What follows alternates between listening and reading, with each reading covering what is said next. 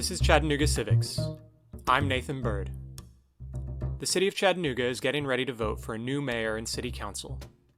Early voting will begin February 10th and end on February 25th. The deadline to request an absentee ballot is February 23rd. Election Day is March 2nd. Please visit the Hamilton County Election Commission website for more details.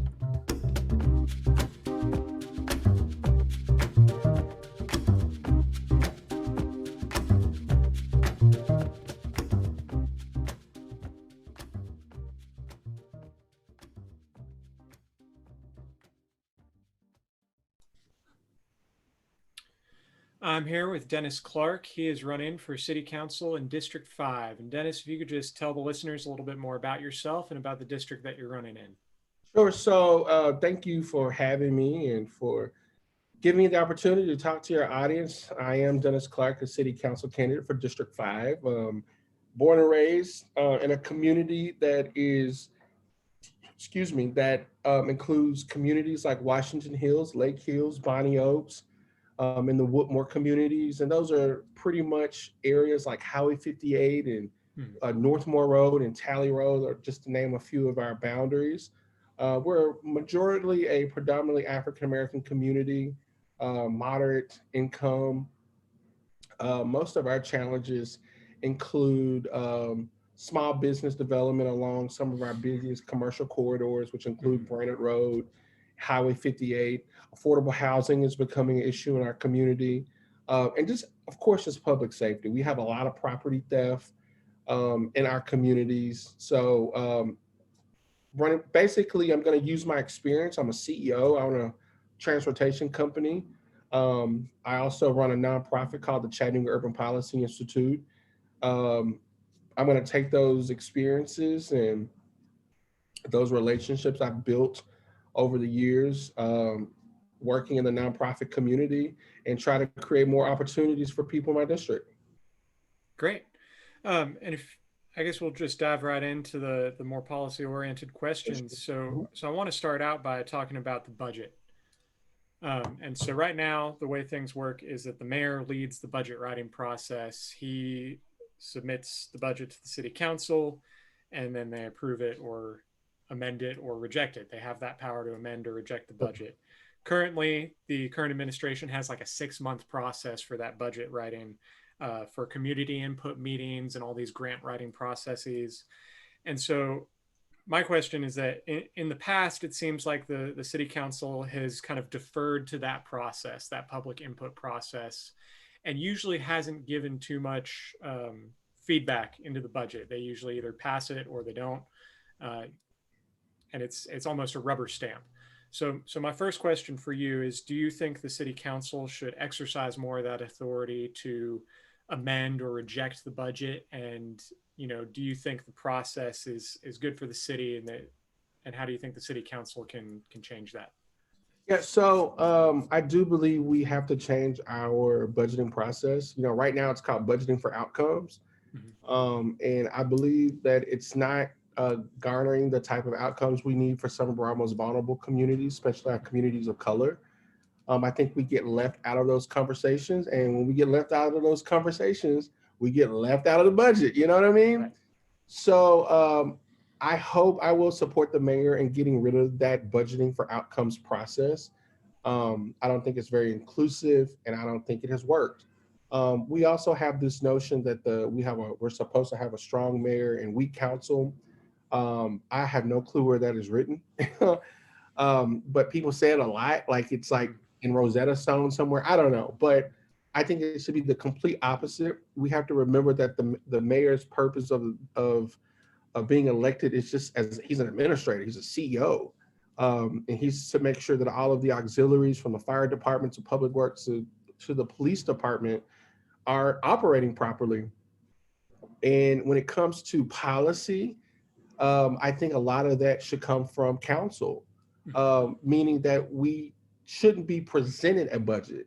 We should be involved in a budget before it's presented. Oftentimes, the mayor spends 6 months doing, the listening tour. You know what I'm saying? And after 6 months, and I tell people, I say, you guys do realize that that budget is already done before they go on tour, right? Um, because there's just not, it's only so much money. It doesn't take 6 months to figure out what to allocate millions of dollars. It's not like we've got billions in the city's coffers. And so I hope that we will balance the power of the council, where it's a strong council and a collaborative mayor's office. Mhm. That is what we've been lacking in that budgetary process. I think that if city council members are more involved, I'm going to make sure that organizations who feel left out are going to be involved. And I think what better way to make sure they're involved than to channel that civic engagement through the people who elected the council members and the mayor, of course. But um, so in short, I think we need to get rid of the budgeting for outcomes process, and I think we need to involve the council and select groups of the community um, well in advance, and not Mhm. after they've done a 6 month listening tour only to present to us what they had already planned in the first place. And then that leads us into another question, and you touched on this in your opening statement: public safety. A lot of people's first kind of real run in with the budget process, especially people more of my age range, more of my age group, Police. saw the issue this summer with the police around the Black Lives Matter protests. And we saw 200 people sign up to talk about the city council and talk about the fact that $70 million of a $240 million budget is going to the police department. And there are a lot of different arguments on, some people think the police need more funding so that we can have better training, better policies, better staff. Some people think we need to divest and reinvest. There's a whole slew of options. So I'm just wondering, where do you stand on police, and how do you think we can make Chattanoogans all feel safe? Oh my God, this is like a really serious question, simply because we spent a lot of money on it. Okay. Yes. I didn't catch the first figure, but I think our overall budget for the city is 270. Did you say 240 or 270? Off the top of my head, it's 240, but it could be 270. I don't And remember off I the top of could my be head. wrong. I tell people I am not. I know it's yeah, I know it's close to that, and and I do know that the police budget is about $70 million. Mm-hmm. Uh, and the reason why I said I almost think that half of our police budget, or half of our budget for the city, goes towards the police. Is that correct? Or It sits in like the 20 to 25% range goes to okay, police, gotcha, and then another probably 15% goes to fire. So all told, I think around 40% goes to public safety is what gotcha. it's Okay, that's the line item. that's the line item. Okay, um, I definitely think that where you spend a lot of money is an indicator that we need to evaluate. Is that where we're supposed to be spending a lot of money? And if we're spending a lot of money on crime and police, that tells us that we have a policing and crime issue, because what happens is they throw money at problems. They think money solves everything, and Mm-hmm. it doesn't, because the police budget makes up a majority of our budget, but yet it's like majority of our headaches. Like the protesting, which is valid. I'm having issues with the police department. My Mm-hmm. family has had issues with the police department, with police violence. And it's just one of those things where we've got to figure out how the police department can be more effective, so where it doesn't cost that much money. You know what I'm saying? I'm like, why is this costing so much money to keep our people safe? And then we don't feel safer.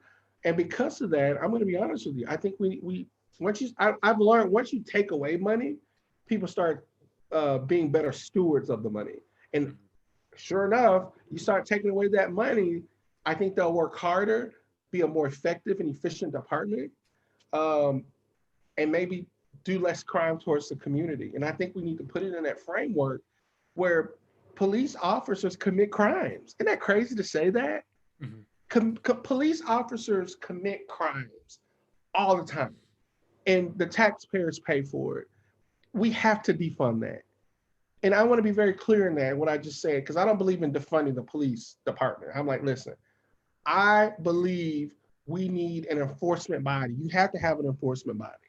You can't get rid of a budget but I think people take the word defund and think it's like get rid of the budget. That's not what that means. And so I want to put this in context. When I say defund, we cannot continue to fund police officers and departments who break the law. That's dumb. That's not being a good steward of public tax dollars that you and I pay. And so, yes, I want to divert funding from the police department and put it back into programs that help people be better citizens, because we've created there's a systemic racism that creates poverty that goes directly into crime in the first place. And so we've created a system to where we have to need more police officers.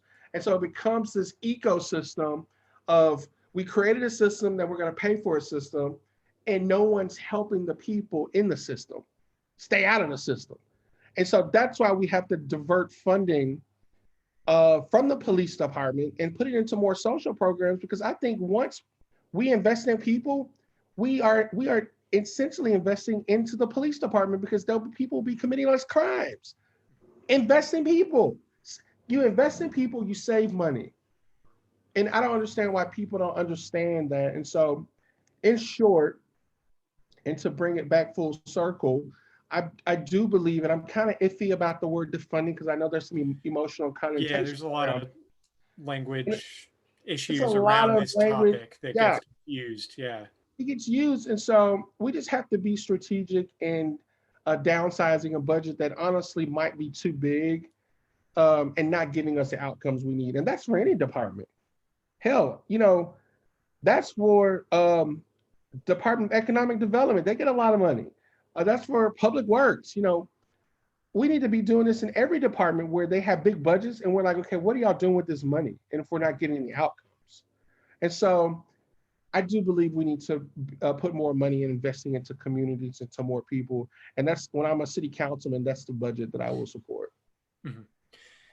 And then moving on to another topic that some people relate this back to the budget. There's definitely other ways to address this issue, but COVID has had a big impact in our city in the past few months, and we're finally starting to see a downswing. Things are starting to get better, but there's a big economic impact looming on the horizon with struggling small businesses, people losing their jobs or having their hours cut, people who are now housing insecure because of those issues. So I'm wondering, what do you think the city council can do to mitigate the economic impacts of COVID? Um, One of the things that we can do, because there's not a lot we can do as city government. Some of the stuff, and I tell people, again, it's a civics lesson that can only be accomplished at the state and federal levels, because that's where the city gets a lot of their funding. Currently we get our COVID relief dollars for economic development and for rent and utility assistance. That money trickles down from federal government to the state, and it's distributed to the cities, and we have to apply for that. I think one of the things that we can continue to do in the city is really enact measures to slow the spread of COVID, and to be a little bit more aggressive in making sure that, yeah, there's an economic crisis happening as a result of COVID, but what are we doing to slow the spread? So I think that's one thing that we can do practically. But then secondly, we have to lobby our state and federal government to make sure that the stimulus packet that we hope that they were approved, which I think they approved today. I can't remember, but it includes state and local funding that we can use to help people pay rent, which we currently already do. We have the LIHEAP program that's helping people with utilities. But when it comes to employer, this is the key right here. The city cannot do anything about employers who lay people off. That is a state issue.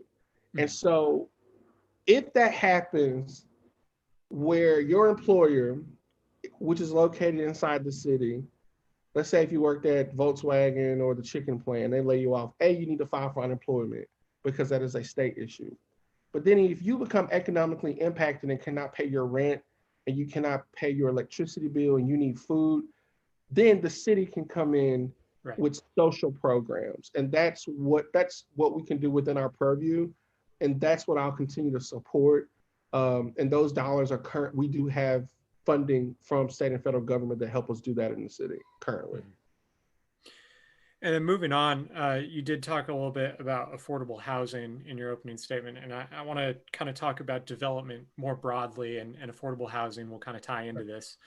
Um, a lot of people that I talk to as part of this podcast are worried about development. Some of the things they're worried about are, traffic generation, stormwater, sensitive landscapes, and sewer. All these things that the city regulates. And there's a Mm-hmm. lot of disagreement on whether or not those regulations are sufficient to protect our city. Some people think they are overly regulatory and that it's hurting the supply of housing.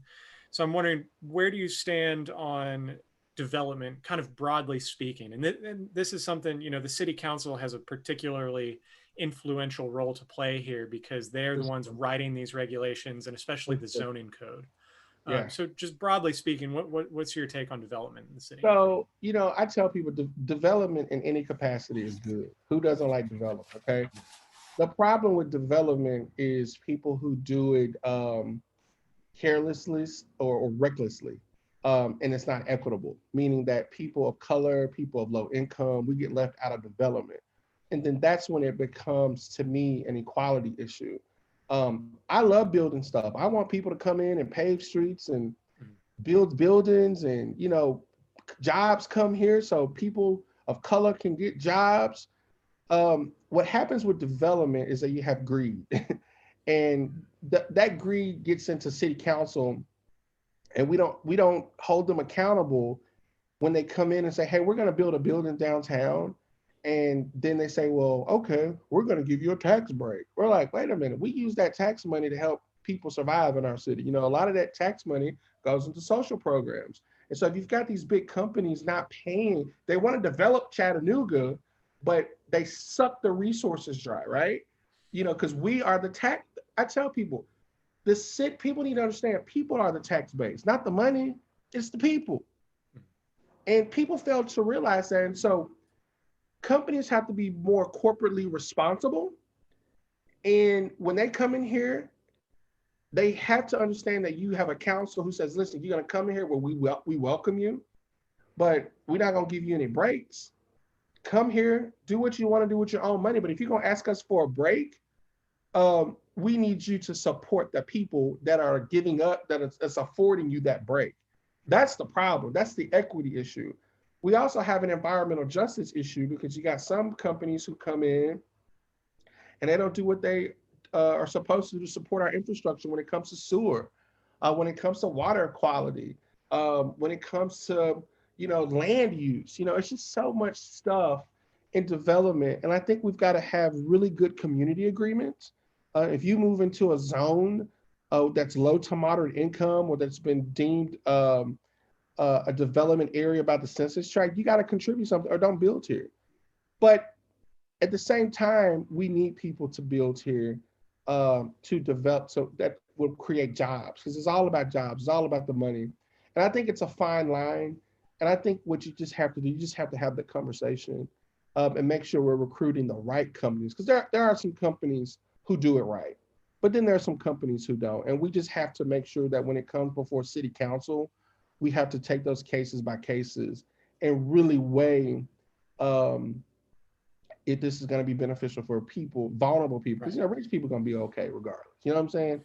We always have to look out for vulnerable. It's always the vulnerable people that get hurt. They always get hurt by something that doesn't even impact them. Mhm. But and that's advocacy, and that's why we do our activism, because it's always the vulnerable people, the seniors, the blacks, the gays, those are the people we have to protect against big business, against development that comes in and displaces. That's the key. Mhm. And that's what I'm against. If your development displaces, I'm not going to support you in our tax base Mhm. with I funds want in the tax base. I want to dive in a little bit further into this issue and talk. We talked about development more Sure. broadly, and I want to dive in now into affordable housing and gentrification Mm. is another issue that comes up a lot in my conversations with listeners. We're seeing an influx of out-of-state investors, and we've already kind of talked about this, but out-of-state investors coming in, buying up property, raising property rates, and then using the money and it's going out of state. And then much of this new housing that's being built is unaffordable for many Chattanoogan's. And on top of that, a lot of our public programs like public housing and Section 8 are, there's not enough supply to meet the demand for those programs. So what do you think the city council can do to increase housing affordability and ensure that long-term Chattanoogan's get to stay in the neighborhoods where they grew up, if that's what they want to do? Yeah, so I talk about, this is one of my platform items that I talk about on the campaign trail, and it's addressing racial inequality, or addressing the racial inequality and gentrification. And I've been very frank that I don't want to be we need to look at what happened in Austin. And I'm so sorry, I have a cold. We need to look at what happened in East Nashville, and it was like, what happens when people come in and rape the land?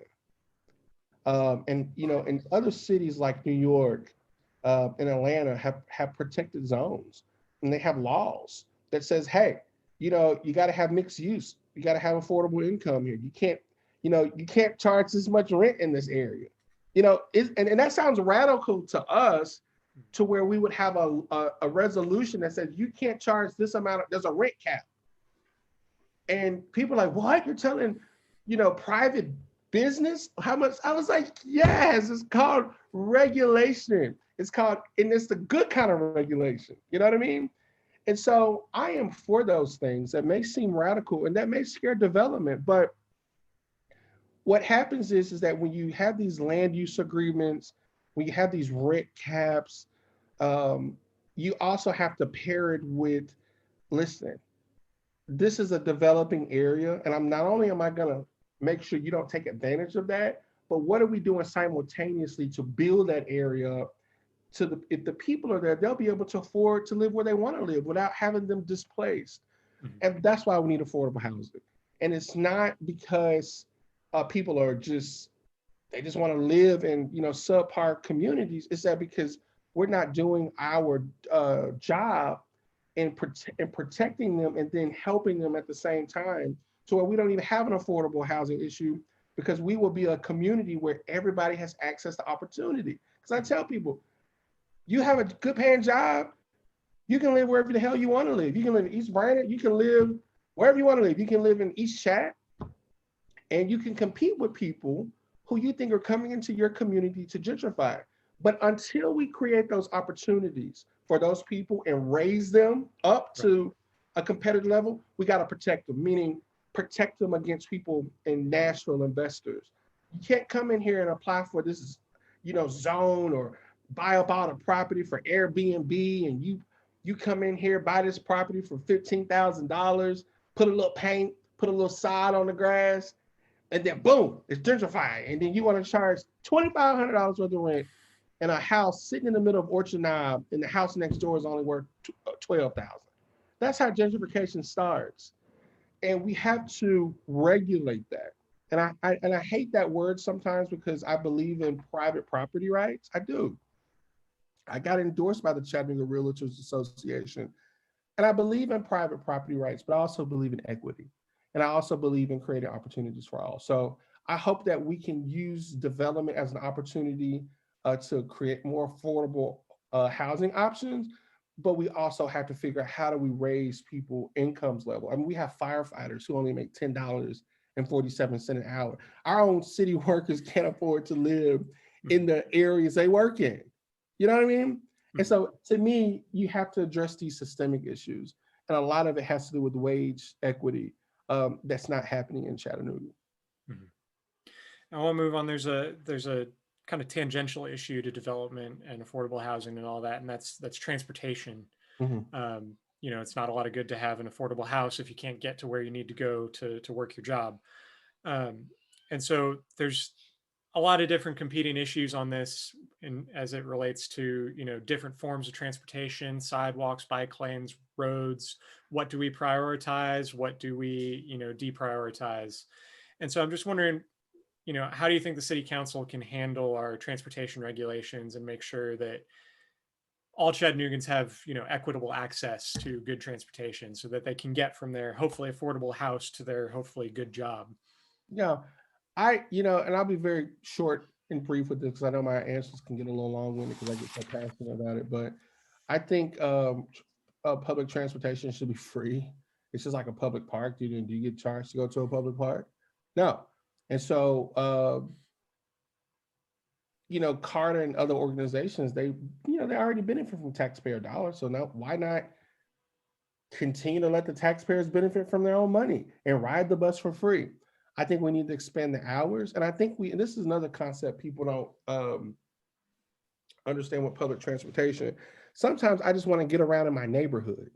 Mhm. What Carter does is that, like, if you get downtown and it'll take you through your neighborhood. But what if I just want to go on a little shuttle bus and I live in Woodmore, and let's say if I didn't have a car, I could not, I would have to still walk to my neighborhood Walmart on Shallowford, and I live Yep. off Tally.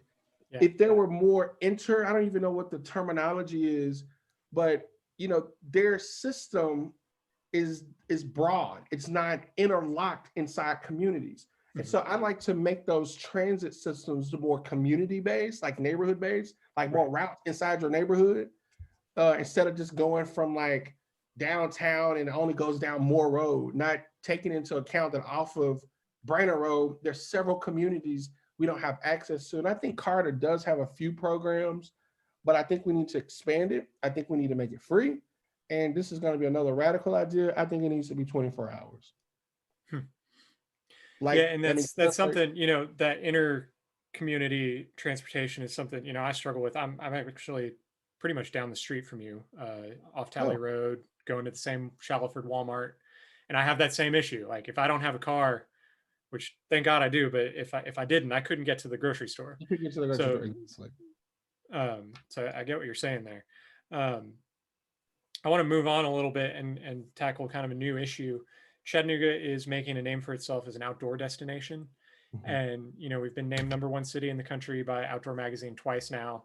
And there's a lot of good things that can come with that reputation. It presents a great opportunity for growth and tourism, and we can really use that to sell our city, but it also comes with a lot of challenges in terms of how do we manage that growth? How do we make sure that all of our citizens have equal opportunity to use these outdoor resources? Sure. So what do you think the city council can do to manage this new reputation? I think it's a good thing. I think access to recreation. I think if it's being used as a tourist attraction, you have to understand when tourists come here, they spend money into our sales base, our sales tax. We can collect sales tax. And I think it's good when it comes to um, access to this. This is where it goes wrong. We cannot just create things for other people from the outside to come in here to enjoy because we still have to pay for it when they leave. And that's where we have to also make sure that um, our parks, our people have equal access to entertainment venues. I remember there was an issue for local promoters who can't because they've outsourced the Tivoli Center, the Memorial Auditorium to Live Nation. It's hard for local promoters to use our stuff. I don't know if you knew that or not, Right. right? And so just to give you an example, it's just not with outdoors. We have to make sure that those people that are coming in to do festivals, people that are coming in to take advantage of our outdoor spaces, that we're also making sure that the locals have access to that.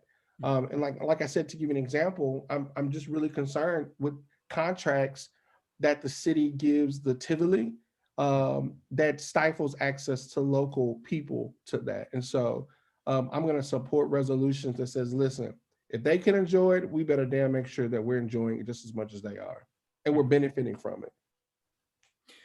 And then I've got one last specific question for you. Chattanooga government still has a reputation of being kind of a good old boys club. It's a closed network of people who are making these decisions. And a lot of citizens don't feel like they're being actively involved or actively listened to in the legislative process. So how Sure. do you think the city government can address that issue and make sure that all Chattanoogans feel like they're being equitably represented?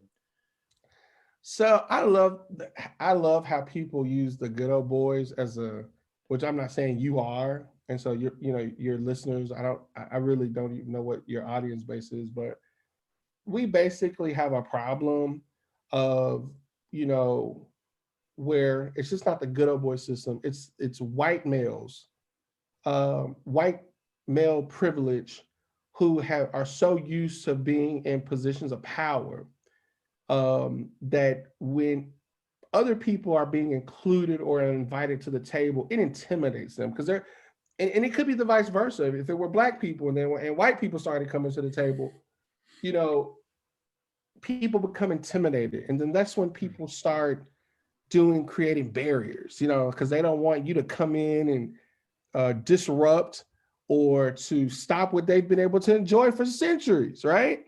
So that scares people. We have to start using we really have to dismantle these systems. um, and when I say these systems, I'm talking about the police department. I'm talking about who sits on different city boards. Mhm. If it's all, I tell people, this is my saying, if it's all white, it's not right. Like, and that, and I know that sounds racist, but I'm like, no, it's not. It's equity. Mhm. It's not supposed to be all black. It's not supposed to be all Latino, Mhm. but historically, it has always been all white. And that is the good old boy system. And we have to confront it for what it is. And it is racial inequality. The good old boy system is part of the systemic root of racism. And so I just want to be clear that when we talk about the good old boy system in Chattanooga, you're really dismantling, here we go, white supremacy, okay? We're dismantling white supremacy in governing. We're dismantling white supremacy in education, where we've created a prison to pipeline system. We're dismantling white supremacy in the police department, where you have police officers who are culturally insensitive to Black people. And so when they come encounter, and we're in communities that are over policed, they don't understand. And so their first reaction, knee jerk reaction, is to shoot. You know what I'm saying? And so these are all white supremacist um, issues. And in order to dismantle it, we have to have more people like me at the table, more brown people, uh, more gay people, more Muslim people, more Jewish people, more transgender people. And I know that makes people uncomfortable. And I tell people, if you're uncomfortable, then we're doing something right. Because right now, if you're comfortable in the way things are happening, we are not a thriving community. Because Mhm. until everyone has equal access to live in a community where all of their needs are being met. We live in a country that says you should have the pursuit of happiness. Not everybody wants you to be in pursuit of anything. Happiness, wealth, prosperity, nothing. And so you have people like me who understand the policy initiatives that will dismantle that system. And I will be that city councilman. And if I were white, I tell people I would be that city councilman. This is not a black or white thing. Mhm. This is a righteous thing. Opportunity for all. And if we have to dismantle the good old boy system, hey, let's do it. And it's going to take time. Mhm. Well, great. That's all the questions that I have, but I do want to make sure, this interview is supposed to be a sounding board for you to talk to your voters, essentially. So I Yeah. want to make sure that there's no other issues. Is there another issue that you're passionate about that's a core component of your platform that you'd like to tell your voters about? I don't know if you went to my website, but you definitely touched on all of my key issues. There's one issue that I want people to be aware of, and that's the notion that the city of Chattanooga is not in the education business. Um, I cannot tell you how everything rises in a community. Everything rises and falls with education, including Mhm. your property value. And we may not be in the education business as far as who operates and who sends the money to Hamilton County Department of Education, but we have to be in the education conversation because these are neighborhoods. These schools are in city council districts. The Mhm. schools that are struggling are in city council districts. And so we have to equip these family units who live in our neighborhoods. Like, I didn't know you were my neighbor, but hey, neighbor. We have to equip these families with opportunities and education to make sure they have access to prosperity. And we have to be in that conversation. And city council has to be a part of the community school model. It takes a community. You know what I'm saying? And so right now, the city only invests in pre-K. You can't do that. I tell people you got to invest in all the grades. I said, how many pre-K, how many little kindergartens do you see out here shooting people? Not many. I mean, maybe, I don't know. But I'm just saying, I have not seen one. These are middle and high school children who are being recruited in gangs because we're not affording them the quality of education that they need to survive. And so you know what they do? They go to the streets. If we're not doing it in the classroom, they're going to do it in the streets. And the problem with the streets is that they're not going to produce productive citizens. All they're going to do is create a prison to a pipeline from school to prison. And that's what I'm going to be dedicated to doing, is to making sure that no, we don't collect property tax to fund the school system, but there are some social programs that we can invest in. You know, I tell people, if we can pay $300,000 to install art, I can pay $300,000 to tutor some Black kids in math so they can graduate from Brainerd High School. And we can do that at the city level. And so that's the only thing I want to stress, is that the city, we may not be in the education business, but I'm going to make sure we get put back in the education conversation. Right. Well, great. I want to thank you for your time again. Where can your voters find out more about you? Yeah, so go to my website at dennisclark.org. You can email me at info@dennisclark.org, or you can give me a call. We've got a cell phone that I use just for my campaign. It's 423-504-3402. Again, that number is 423-504-3402. I like to have conversations. You can text me. But again, you can go to my website at dennisclark.org. And it's a pretty interactive website, so you can reach me there easily as well. Great. Again, Dennis Clark, running for District 5. Thank you for your time. Good luck in March. Absolutely. Thank you for having me.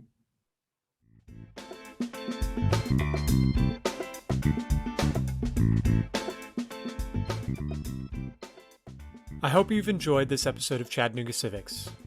Our music was written and recorded by Kevin MacLeod.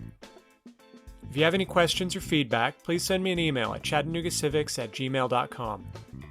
You can follow me on Facebook, Twitter, and Instagram @ChatCivics, or visit the website chattanoogacivics.com. Thanks for listening.